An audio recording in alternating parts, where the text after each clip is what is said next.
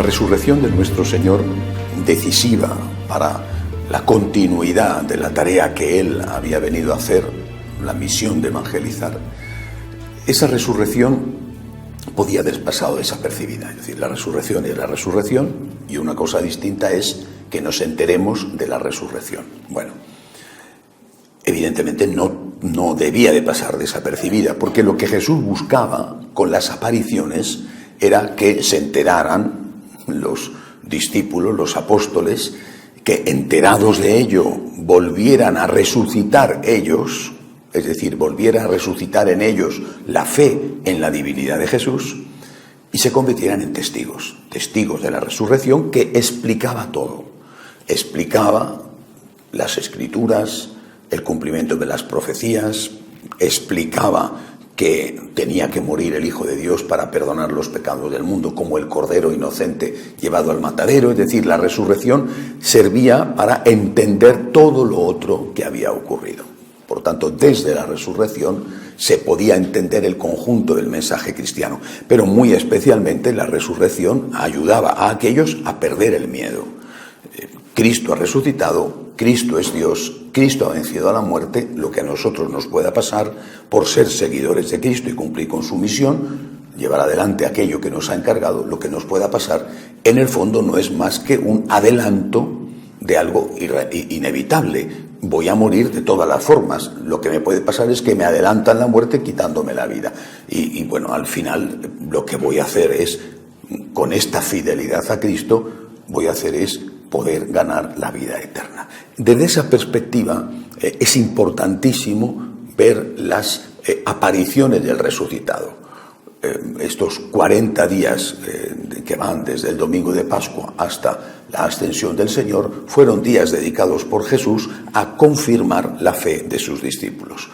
Algunas apariciones fueron muy personales. Hemos visto ya ayer las apariciones del domingo de Pascua, solo las del domingo, la aparición, por ejemplo, a María Magdalena, apariciones muy personales, y otras van a ser al grupo entero, al grupo de los apóstoles.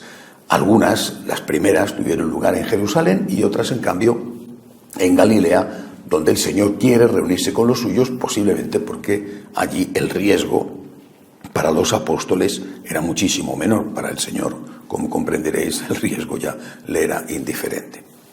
Entre todas las apariciones que son recogidas en los evangelios, voy a fijarme hoy solamente en dos.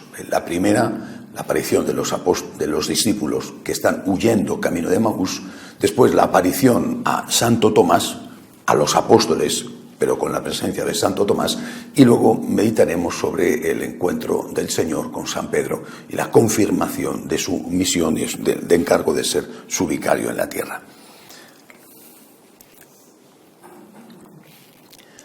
La aparición a los dos discípulos que huyen, descreídos y acobardados, tuvo lugar el mismo domingo de resurrección. Lo que cuenta San Lucas coincide con lo que cuenta San Juan, sobre que ni San Pedro ni el discípulo amado vieron a Cristo cuando se dirigieron corriendo al sepulcro y lo encontraron vacío.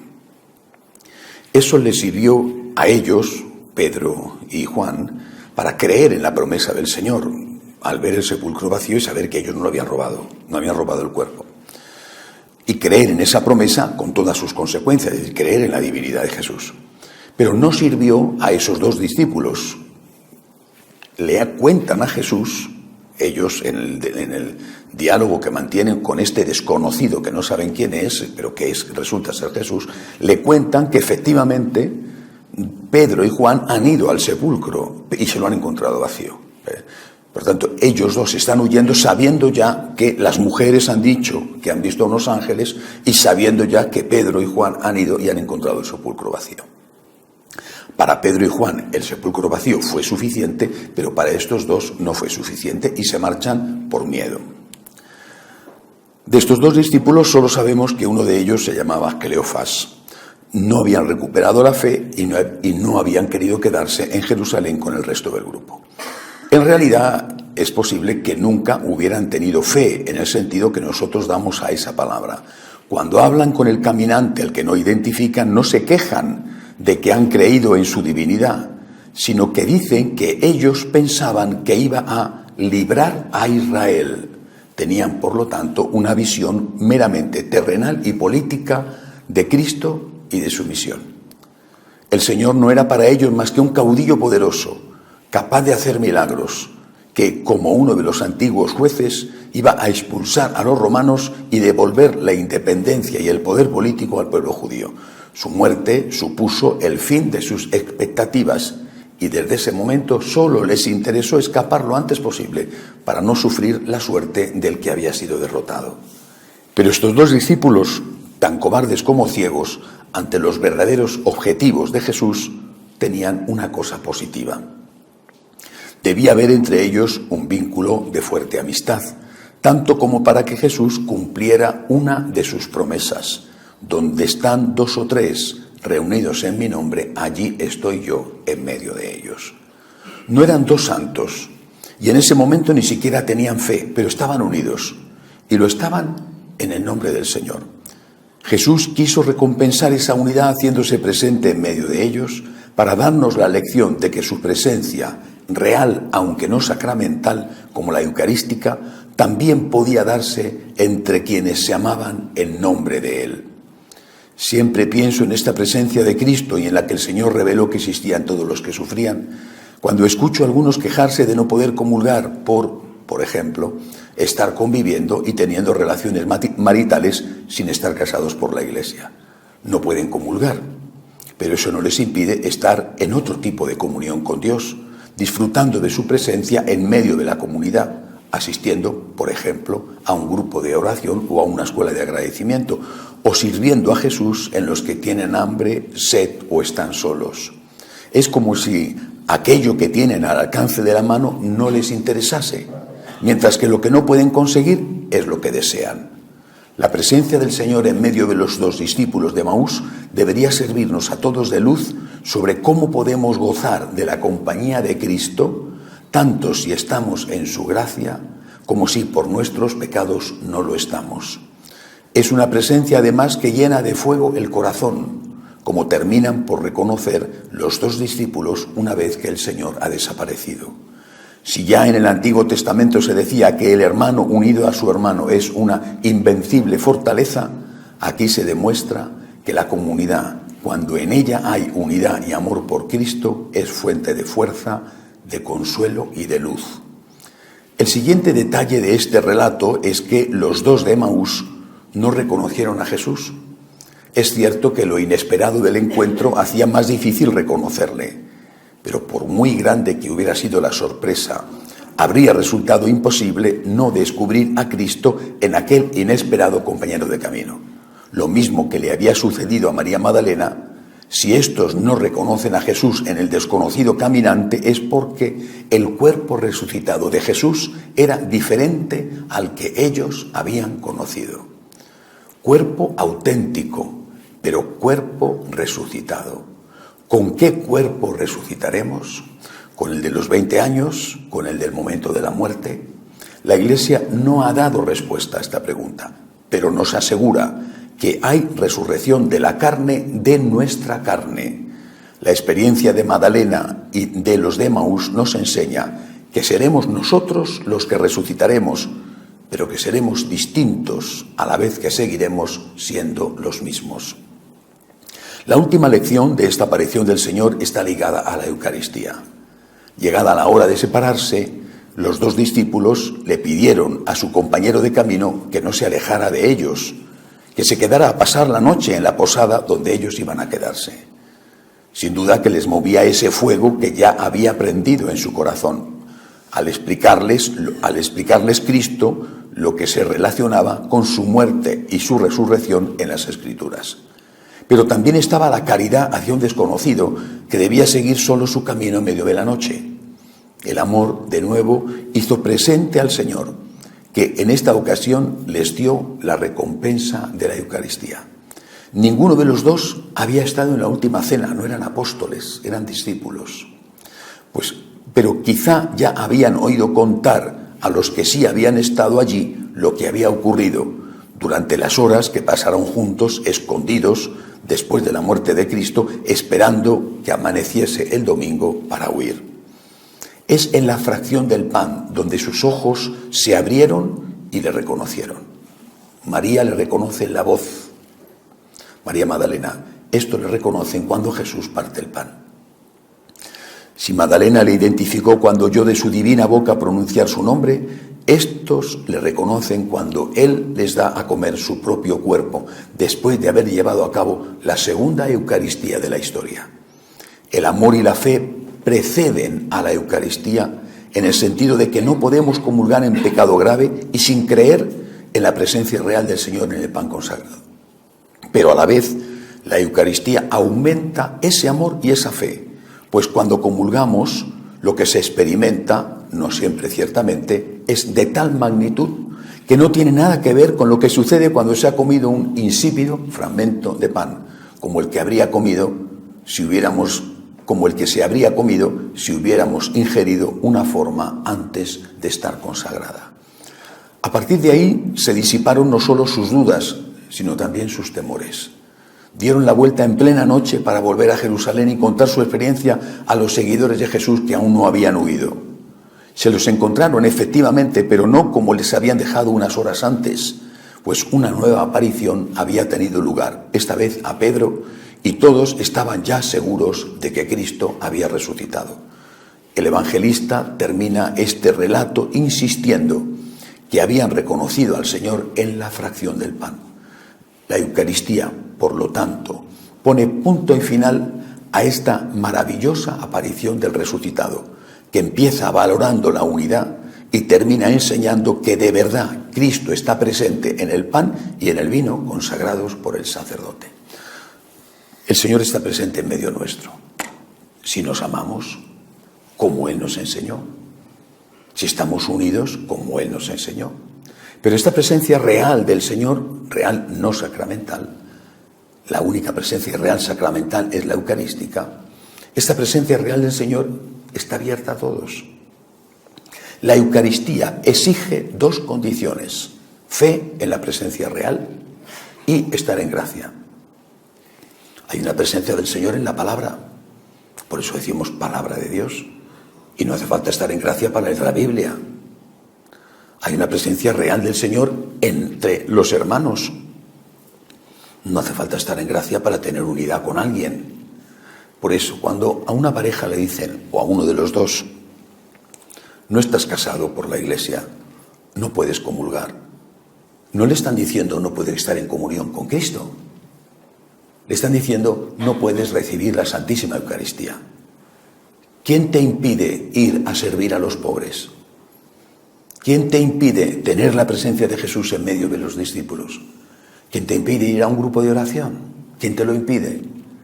¿Quién te impide recogerte delante del sagrario y hacer un rato de oración o hacer la comunión espiritual? ¿Quién te lo impide? Nadie te lo impide. Lo que pasa es que eso que sí está a tu alcance, eso no lo quieres. Quieres justo lo que te prohíben. Y a lo mejor si te lo permitieran dejarías de tener interés e incluso dejarías de ir a misa el domingo con asiduidad. Es otro problema, por lo tanto. Además, ¿qué es lo que nos enseña esta presencia, esta aparición del Señor a los de Emaús? La presencia real de Cristo en la Eucaristía. El Señor está allí, no lo olvidéis, en cuerpo y alma, en humanidad y en divinidad. Cristo está presente en la Eucaristía y tiene que ser tratado como lo que es. No es una cosa, es una persona.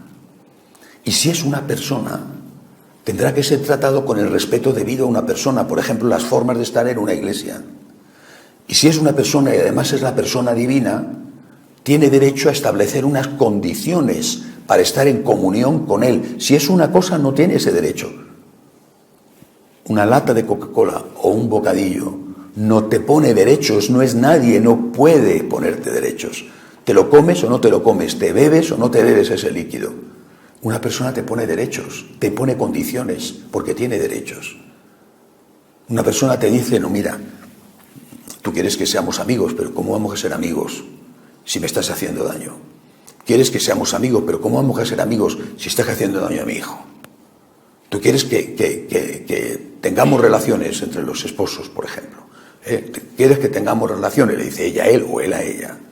Pero ¿cómo vamos a tener relaciones si me has pegado una paliza que me deja marcada?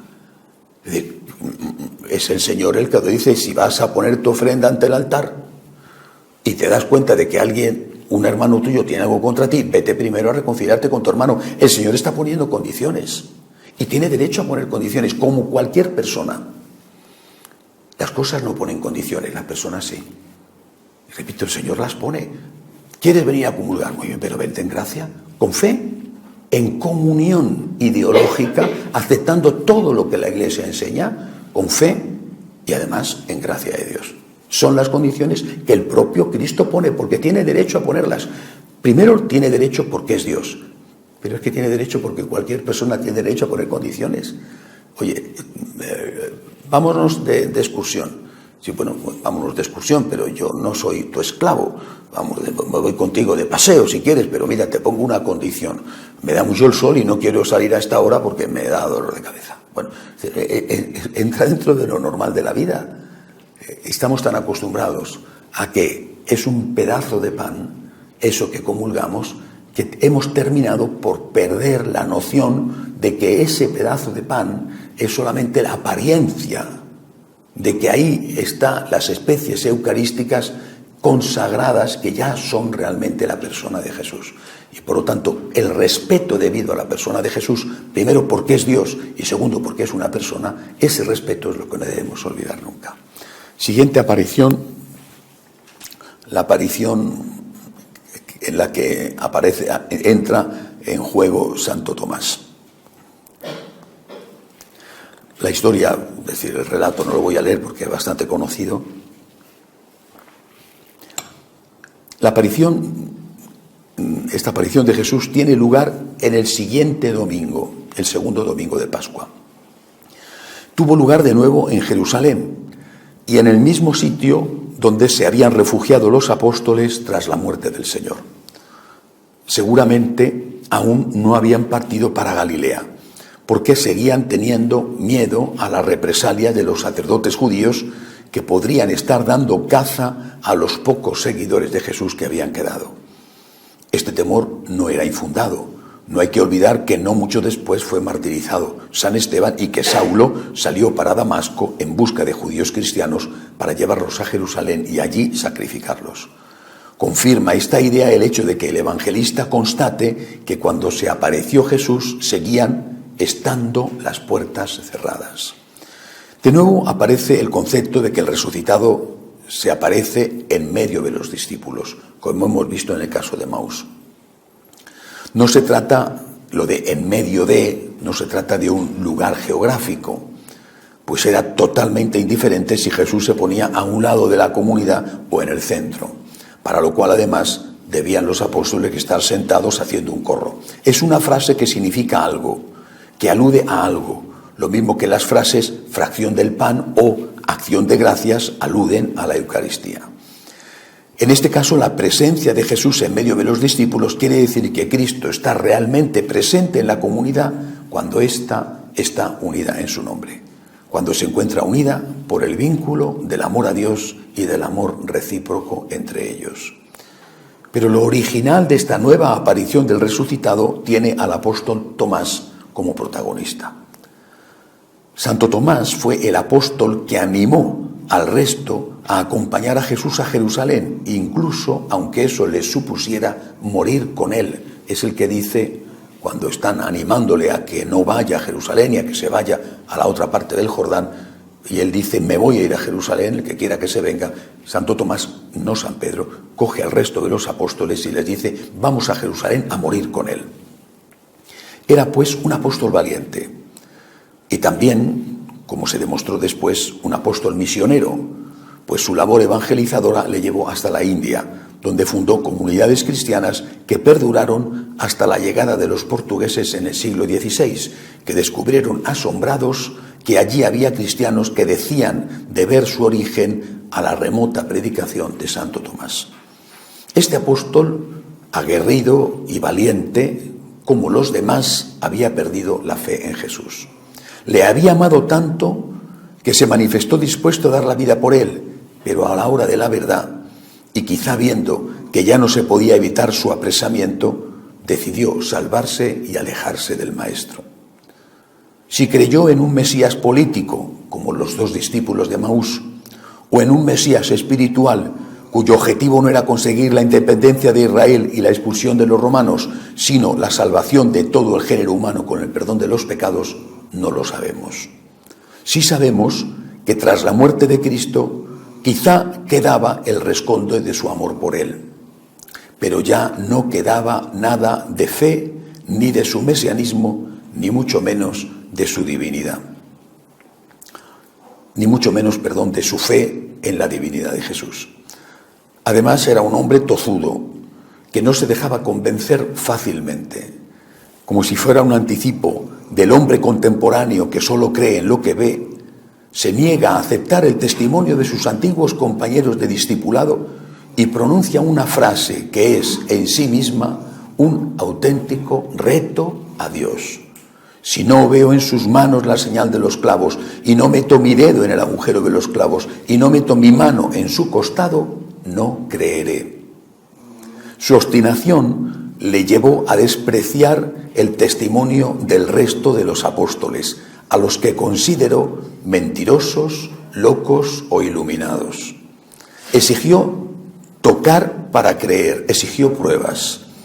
Jesús podía haber ignorado estas condiciones y dejar a Tomás con su increencia, pero el amor que le tenía y el agradecimiento por su anterior ofrecimiento a morir con él movieron al Señor a hacer una nueva aparición, esperando esta vez a que Tomás estuviera presente.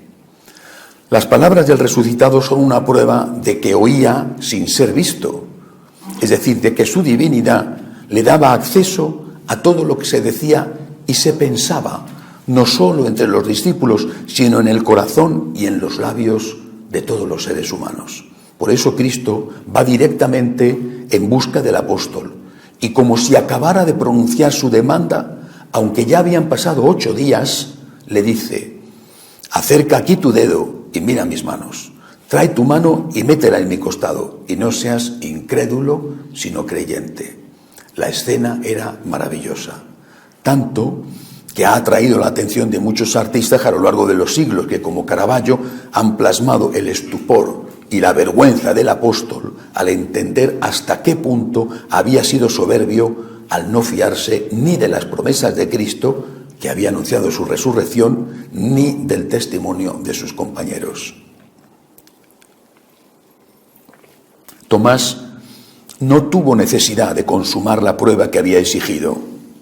Le bastó ver al resucitado y comprender que éste sabía lo que había pedido. Le bastó esto para caer de rodillas y proclamar su fe en la divinidad de Jesús. Era la segunda vez, la tercera si tenemos en cuenta a San Dimas, que eso ocurría de forma explícita. La primera había tenido como protagonista al buen ladrón, la segunda había sido las mujeres en la mañana de la resurrección, y esta era más difícil, era más difícil, la de Dimas, pues Jesús era un moribundo derrotado, escarnecido y lo más lejos posible a la idea que se puede tener de un Dios. En cambio, ahora el resucitado se bastaba para demostrar que todo lo que había enseñado antes de morir era verdadero, incluida su divinidad. A pesar de eso, Tomás tuvo el mérito de ser el primer apóstol en proclamarlo abiertamente, cuando cayó de rodillas ante el Señor y exclamó: Señor mío y Dios mío. Esa frase representa por sí sola el cambio que se produjo en la primitiva comunidad de seguidores de Jesús. Su resurrección les llevaba a creer sin ninguna duda que Él no era solo el Mesías, sino el mismo Dios hecho hombre.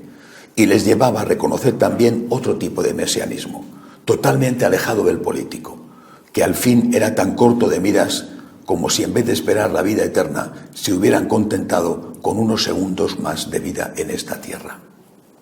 Pero, ¿se puede decir que la fe de Tomás era verdadera fe? Sí, porque así lo afirma el propio Cristo: porque has visto, has creído, le dice al apóstol de las llagas. Pero en realidad la verdadera fe, como también indica el Señor, es la de aquellos que creen sin haber visto. La verdadera fe es la de los que, como Dimas, creen en el amor de Dios cuando están en la cruz, cuando no tienen pruebas de que Dios se interese por ellos en caso de existir. La fe que se expresa con el sí de María es la fe de los que se abandonan en Dios y le dicen que prefieren equivocarse con Él a acertar sin Él, porque sin Él no tiene sentido nada. Claro que como el Señor conoce nuestra debilidad, se apareció a los apóstoles para darles más motivos para creer. Ya les había dado bastantes con los milagros que había hecho ante sus ojos. Del mismo modo, se aparece ante nosotros cada vez que nos permite gozar de esos momentos de luz que debemos atesorar para los momentos de oscuridad. Lo mismo que el hombre previsor mete en el banco los frutos de un buen negocio para poder contar con esos frutos cuando llegue la crisis.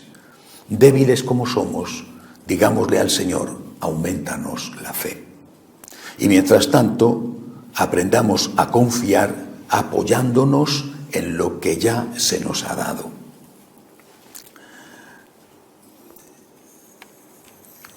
La aparición a San Pedro y el diálogo con él. El texto también es conocido, es cuando el Señor le va a preguntar 3 veces, ¿tú, Pedro, me quieres? Y cada vez le va a dar un encargo. El relato del triple interrogatorio de Jesús a San Pedro tiene 2 partes bien diferenciadas. La primera, la más importante, suena a una compensación por la triple negativa que el príncipe de los apóstoles hizo en la noche del Jueves Santo, la negativa de su relación con Cristo. La pregunta, que se repite 3 veces, no es sobre la disponibilidad del apóstol a evangelizar o a dirigir la iglesia. No le pregunta eso Jesús. ¿Estás dispuesto a, quieres trabajar o vas a ser el líder de este grupo? No le pregunta esto. Cristo se dirige a él. La pregunta es sobre su relación con Jesús, sobre su amor hacia él. Pedro, ¿tú me quieres? Por eso Cristo se dirige a él por su nombre. Incluso menciona el nombre de su padre, lo que vendría a constituir en aquel momento, así era su apellido. También en España o en otros países el apellido tiene un origen, en muchos casos un origen del nombre del padre. Rodríguez significaba hijo de Rodrigo, Sánchez hijo de Sancho. Bueno, pues en este caso está llamándole por su nombre y su apellido. Por eso Cristo se dirige a él por su nombre y no por el apodo que él mismo le puso y que es representativo de su cargo. No le dice Pedro, le dice Simón, hijo de Juan. Le está llamando como era antes de haberle cambiado el nombre, como era antes de que se hubiera convertido. Está volviendo al origen. El evangelista es consciente de esta distinción y así, cuando el Señor interroga, Jesús le dice Simón, hijo de Juan, Simón de Juan. Pero cuando Pedro responde, San Juan dice que es Pedro. Simón, hijo de Juan. Y Pedro dijo. Es demasiado evidente este hecho como para no significar algo muy importante. El Señor se está dirigiendo a una persona concreta, a ese hombre que tiene nombre y apellido, y no al cargo que ocupa. Yo no estoy diciéndote obispo, o papa, o cura, sino Antonio, Juan, Francisco. Me estoy dirigiendo a ti y no a tu cargo, porque es en función del amor que tu persona tengas, será en función de ese amor que yo te daré el cargo. Si tú amas porque tienes el cargo, no es amor verdadero. El amor precede al cargo. Es decir, una pareja no empieza a amarse cuando se casa, sino que porque se ama, se casa. El amor precede a la relación que después se establece, sea el cargo o sea una relación, por ejemplo, de esposos. Si tú no amas a tu hijo antes de que tu hijo nazca, no podrás decir después, bueno, ahora que ha nacido ya le voy a empezar a amar. Le amas antes. Por lo menos así es en la mayor parte de los casos. Tú le has querido, la mamá cuando le tiene dentro ya le ama. Repito, así es en muchos casos, excepto cuando decides matarlo por el aborto. Primero le amas y después haces o tienes aquella relación que debes de tener con esa persona a la que amabas previamente. El Señor se está dirigiendo a una persona concreta, a ese hombre que tiene nombre y apellido y no al cargo que ocupa, a esa persona que Él, Jesús, ha conocido y amado. Le pregunta no sobre lo que está dispuesto a hacer, sino por la relación que tiene con Él. Solo después de que esa relación se demuestre como amorosa, existente y sólida, de ahí la triple pregunta, el Señor decide darle a esa persona un encargo, una tarea. Jesús de este modo le está diciendo a San Pedro y a todos nosotros, no me importa lo que puedo sacar de ti, me importas tú. Tú eres importante para mí, más importante que tu dinero, tu cultura, tu tiempo, tus capacidades. Quiero tu corazón, quiero tu amor, y solo si este amor existe podré pedirte algo más. Podré fiarme de ti y darte un encargo, una misión. Por eso el sacerdocio, y mucho más aún el episcopado o el papado, solo tiene sentido si existe previamente un enamoramiento de Cristo. Sin esa relación con Jesús, el sacerdote será alguien que hará malamente un trabajo. Y digo malamente porque no llegará ni a la categoría de funcionario. Sin espiritualidad, sin amor a Jesús y por lo tanto sin una vida de oración, el sacerdote se convierte en alguien que ocupa un puesto por ambición o por dinero. Esto efectivamente se nota y se nota mucho.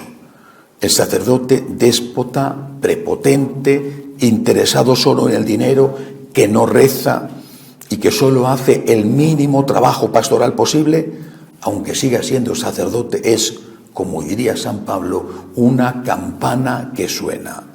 Sus palabras son huecas, sus sermones vacíos de contenido, como demasiado bien, por desgracia, tienen ocasión de comprobar sus feligreses. Cuando veo que hay sacerdotes que no celebran misa diariamente, algunos ni siquiera los domingos, y conozco casos de algunos que son muy importantes. Cuando veo a estos sacerdotes, pero ¿esto fue así siempre? ¿O en algún momento se rompió? No digo si son buenos o que si son malos, no. Digo, o sea, no es que tú vas a misa porque estás en el seminario. No es que tú celebras misa porque eres sacerdote. Es al revés. Porque tú vas a misa, entras en el seminario. Es decir, si tú no tienes una vida de unión con el Señor antes de, no vas a tener esa vida después de. Lo harás solo en la medida en que no te quede más remedio. En la medida en que no te quede más remedio, vas a celebrar misa. ¿Y de qué manera vas a celebrar misa? No, pero es que tú tienes una relación con Jesús. Y porque tienes esa relación con Jesús, decides, entre comillas, casarte con Jesús, consagrarte a Jesús. Porque tienes esa relación que se ha creado, cada uno tiene su historia, desde niño o en un momento dado, un acontecimiento de tu vida, lo que sea. Repito, es igual que un matrimonio. Porque quieres a esa persona, te casas. No es que dices, ahora que estoy casado voy a quererla. O sea, primero es el amor y después es el compromiso. O sea, primero es la relación con el Señor y después es el servicio. Esto es lo que nos está contando esta escena. Jesús le pregunta a Simón, hijo de Juan, a esa persona, como si todavía no la hubiera conocido, como si la triple negación del Jueves Santo hubiera vuelto a Simón al origen, cuando le conoció en Cafarnaúm junto al lago de Galilea. Oye, vamos a ver, ¿tú me quieres? Yo no voy a decirte nada hasta que no me respondas a esta pregunta. Señor, tú sabes que te quiero. 3 veces, la tercera ya contesta con mucha vergüenza. Señor, tú lo sabes todo. Tú sabes que soy un pecador, pero tú sabes que te quiero. Un pecador que te quiere. Entonces, ¿por qué me quieres? Yo te digo, trabaja. Porque me quieres, trabaja. Pero no, trabaja y después me quieres, sino primero me quieres y luego trabajas. Esto es fundamental en el campo de la vocación. y no solamente en la vocación sacerdotal, también en la vocación laical. Da la sensación de que todo lo que nos pide Cristo, una limosna o un poco de tiempo para evangelizar o para cuidar a un enfermo, para ayudar, es como si nos estuvieran arrancando sin anestesia todos los dientes de la boca. ¡Qué barbaridad! El problema no es que sea mucho lo que te piden, el problema es que tienen muy poco amor. Esa es la diferencia. Tú veías a los santos cómo se entregaban estos misioneros españoles que evangelizaron América con tantas dificultades, que se jugaban la vida, a veces no llegaban siquiera porque el barco naufragaba o lo atrapaban los piratas. Esta gente estaba llena de amor. No iban allí a hacer negocio, pero ¿qué negocio iban a hacer? Si hacía negocio lo harían los hacendados, pero no ellos. Estaban llenos de amor. Porque amaban, lo hacían. Y yo creo que esa es la pregunta. Por eso el Señor, en aquella ocasión, cuando posiblemente era la Magdalena, aunque no dice el nombre el Evangelio, una mujer pecadora, se pone delante de él y baña los pies con sus lágrimas, le lava con sus cabellos, pone el aceite oloroso. Y Simón el fariseo dice, si éste supiera quién es la que le está lavando con sus cabellos, con sus lágrimas, una pecadora no se dejaría, este no sabe con quién está tratando, aparte de que las prostitutas llevaban un vestido especial y una forma especial de vestir para distinguirse de las mujeres normales. Bueno, pues Jesús le contesta, Simón, cuando he entrado en tu casa, no me has dado el beso de la paz, no me has ofrecido agua para lavarme las manos. En cambio, mira esta mujer, está besando mis pies y está lavando mis pies con sus lágrimas. Mucho se le ha perdonado porque mucho ha amado. Y a quien mucho se le perdona, mucho ama. Por eso, creo que esta escena siempre me ha parecido, por supuesto, que va dirigida sobre todo a los sacerdotes. Sacerdotes, obispos, Santo Padre, pues también podemos ampliarla al conjunto de los laicos, ¿no? ¿Te parece que haces mucho por Jesús? No, es que tengo que ir a misa el domingo, madre mía, ¿no? O ir a misa de diario, ir a una reunión semanal, es que fíjate, ¿no? Dar un poco de limosna, es que fíjate, no, madre mía, un poco de oración, es que fíjate, ¿no? Es que, perdona, el problema no está en si haces mucho o haces poco, el problema es que estás anémico. A lo mejor no es culpa tuya, pero estás anémico. En el fondo, lo que estamos viendo hoy es una repetición de esto a otra escala, ¿no? San Juan Pablo II decía, subir una montaña es muy difícil y solo se puede hacer de dos maneras. Dinamitamos la montaña y la destruimos y todo es llanito, o fortalecemos las piernas de los que tienen que subir la montaña. Tenemos que fortalecer las rodillas vacilantes, no dinamitar la montaña. Lo que hoy estamos haciendo es pedir cada vez menos. Y al final no es que no podamos subir la montaña, es que no podemos subir ni un escalón. Es que ya hasta subir un escalón nos resulta excesivo. Pero ¿cómo puede ser? ¿Cómo puede ser? Y luego además, como vivimos en una sociedad global, donde en la casa de al lado o en el barrio de al lado te encuentras con personas que tienen otras religiones, por ejemplo el Islam, esto nos interpela. Islam significa sumisión, sometimiento a su Dios. Bueno, oye, tendrán lo que tengan y entre ellos hay de todo. Y desde luego el tema de la violencia es espantoso, lo mismo que el tema del machismo. Bueno, pero ¿aguantarían los católicos hoy, los católicos de hoy, los de antes sí, los católicos de hoy, el ayuno del Ramadán? De estar, cuando toca el Ramadán, en verano, por ejemplo, que es de sol a sol, por lo tanto, el sol es mucho más, se pone mucho más tarde. ¿Aguantarían los católicos de hoy estar durante un mes lunar sin comer hasta que no se pusiera el sol? Y teniendo que estar, muchos de ellos por lo menos trabajando, no es que se meten en la cama y así no tienen sensación de hambre. Y las 5 veces al día de oración, ¿no? O sea, El problema, repito, es que estamos anémicos. Ese es el problema. Y que por eso nos pidan lo que nos pidan, todo nos parece mucho. Y entramos en una competencia de rebajas. ¿No te conformarías con esto? ¿Y si te doy un poco menos, no tendrías bastante? Para después decir, y si te doy un poco menos del poco menos que ya te ofrecí, ¿no tendrías bastante? Es una situación imposible. Pobre Jesús. Pobre Jesús.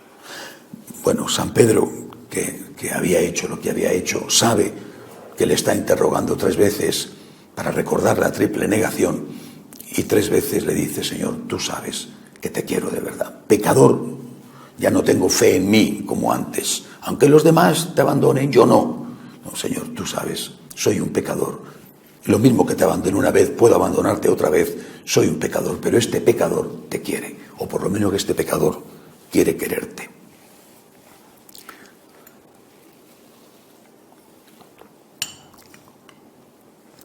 ¿Cómo se puede decir, por ejemplo, que no se celebra misa el lunes porque es día de descanso? Es escandaloso. ¿Es que acaso celebrar misa es solo el cumplimiento de un penoso deber del que se tiene derecho a eximirse al menos un día a la semana? ¿Qué tipo de sacerdote es el que no reza todos los días, el que no se confiesa con asiduidad, el que no está disponible para atender a su pueblo aunque no le paguen por ello, como sucede en el confesionario?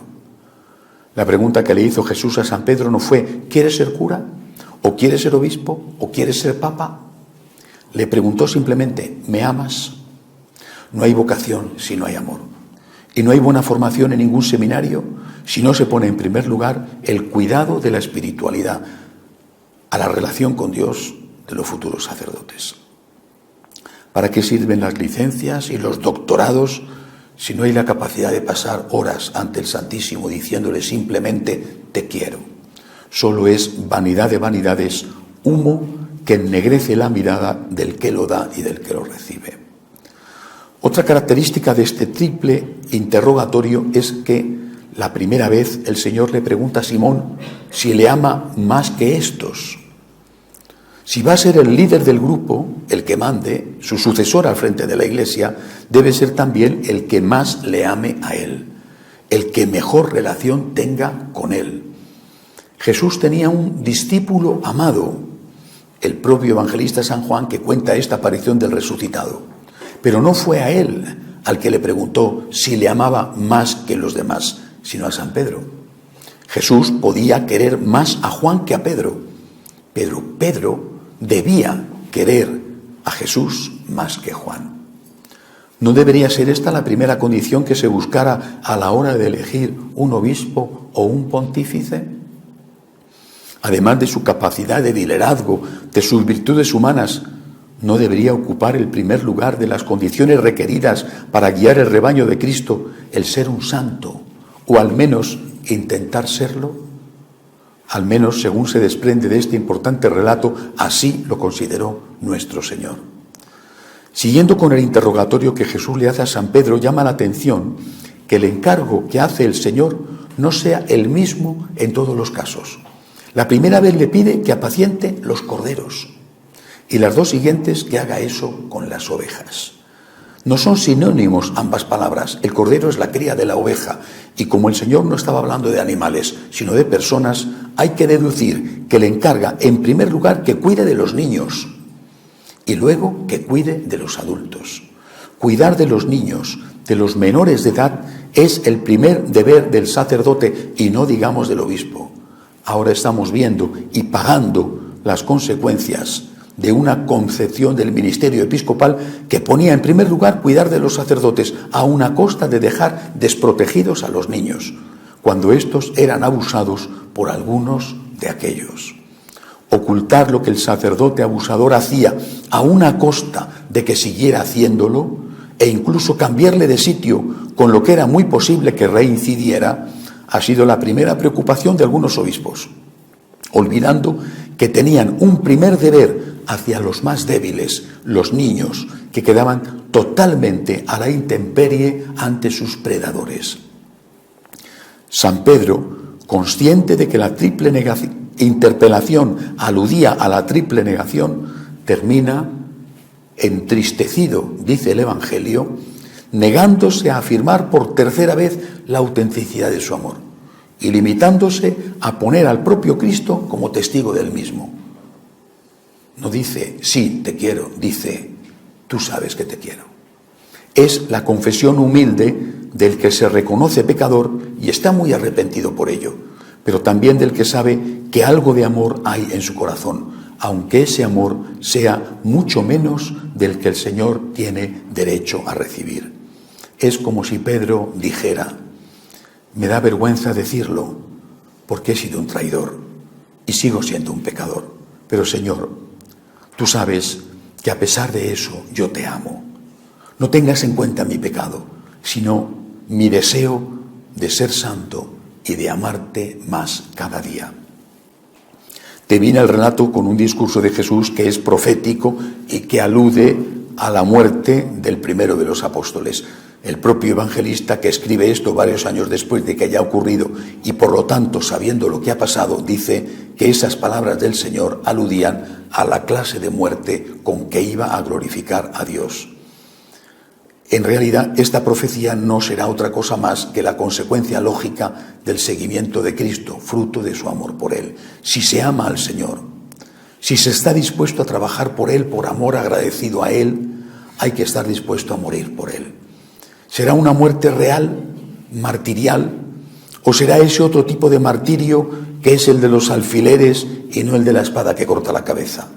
¿Será el fusilamiento o la tortura?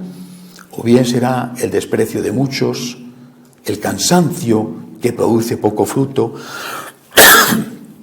la soledad, las privaciones y todo lo demás que tantas veces acompaña a la vida del sacerdote?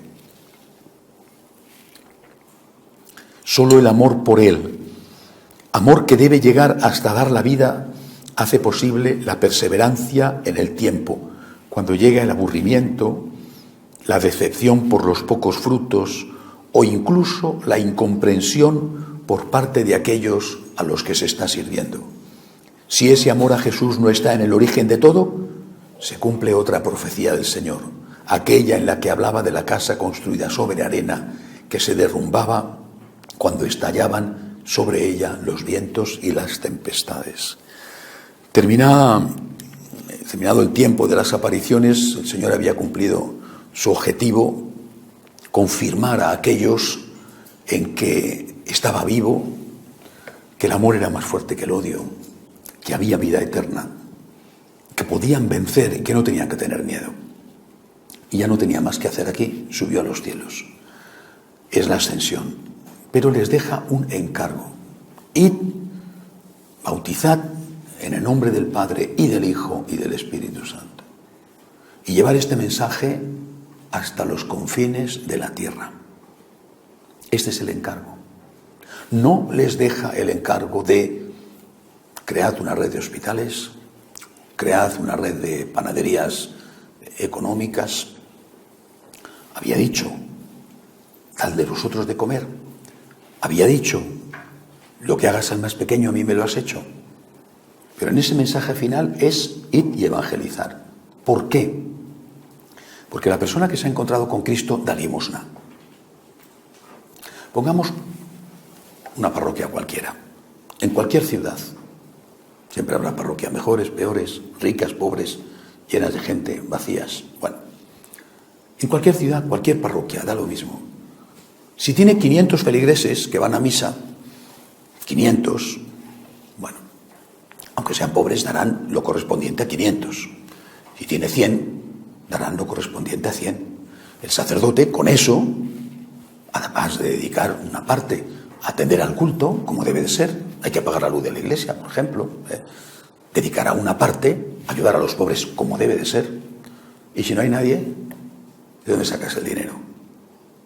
Es decir, una iglesia que se olvida de evangelizar es una iglesia que ni siquiera va a tener dinero para ayudar a los pobres. ¿De dónde sacas el dinero para ayudar a los pobres si no tienes gente que venga a la iglesia? Aunque no sea más que desde esa perspectiva, que no es ni mucho menos la más importante, tendrás que evangelizar. Si somos 1.100 millones, podremos hacer muchísimo más para ayudar a los pobres que si somos 100 millones. Claro, si somos 1.100 millones que somos egoístas, pues no podremos hacer mucho. Entonces lo que hay que hacer es poner el fuego del amor a Jesús en el corazón de los 1.100 millones. Por eso el Señor, que quiere ayudar a los pobres, le dice, id a evangelizar. Porque cuando tú evangelizas, cuando pones a la gente en contacto con Cristo, después le tienes que decir a esa gente, oye, ahora tienes que dar una respuesta de agradecimiento. Y tu respuesta de agradecimiento pasa por dos cosas. Primera, el culto, la raíz, la oración, la Santa Misa. Y segunda, cumple con tus obligaciones y ayuda a la gente que lo necesita. Eso es el amor debido, ese es el amor agradecido, el amor que tenemos que darle al Señor. Pero resulta que si no hablamos de Dios, ¿cómo vamos después a pedir? Es como si tuviéramos un establo con ganado, o un huerto con frutales, y dijéramos a las vacas que tienen que dar leche, y resulta que ya no tenemos vacas, y además resulta que las pocas que quedan están hambrientas y no hay forma de que den leche. Tuviéramos el huerto, le diríamos a los manzanos, tienes que dar manzanas, pero oye, si ya están todos los manzanos medio muertos, ¿por qué no les has cuidado? Y los pocos que quedan, resulta que no les riegas y que no les quitas las hojas secas, las ramas secas, y no les das algún tipo de protección contra las bacterias, los virus o los hongos que les están matando. Por eso el Señor, que sabe muchísimo más que nosotros, dice, id y evangelizad. Poner en el corazón de la gente el amor de Dios y el amor a Dios. Id y evangelizad. Y luego, a esas personas que se han encontrado con el Cristo, que es amor, con el Dios que es amor, a esas personas les decís ahora agradecimiento. Agradecimiento en el sagrario y agradecimiento en los pobres. Hacemos un momento de oración en silencio.